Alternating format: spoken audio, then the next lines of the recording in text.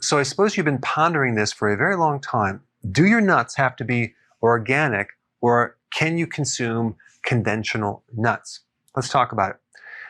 The nut that has the most pesticides of any nut is actually the walnut. However, peanuts actually have more pesticide residues, but technically it's a legume, it's a bean.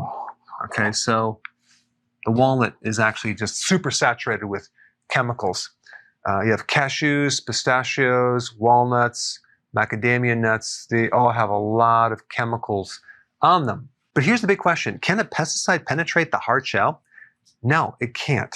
Okay, but they are sprayed with pesticides after they're picked and cracked open, unfortunately.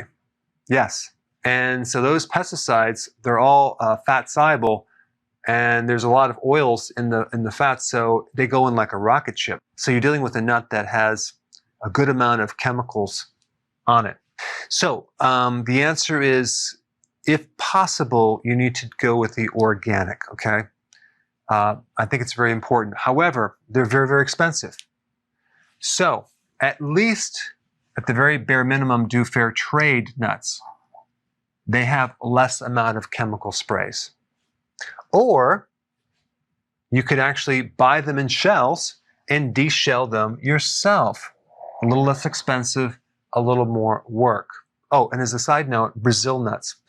The unique thing about Brazil nuts is that they're only collected in the wild from the Amazon rainforest. Now, it is true that there's no pesticides in the rainforest, but unless they're organic, they could also be sprayed as well after they crack them open. So by buying more Brazil nuts, you can actually contribute to saving the rainforest a little bit more. So ideally, it's best to go organic. If you can't always do that, make sure you don't consume large amounts. Also, if you're consuming like cruciferous vegetables on a regular basis, the phytonutrients in those vegetables do help reduce the toxic effect from environmental toxicities.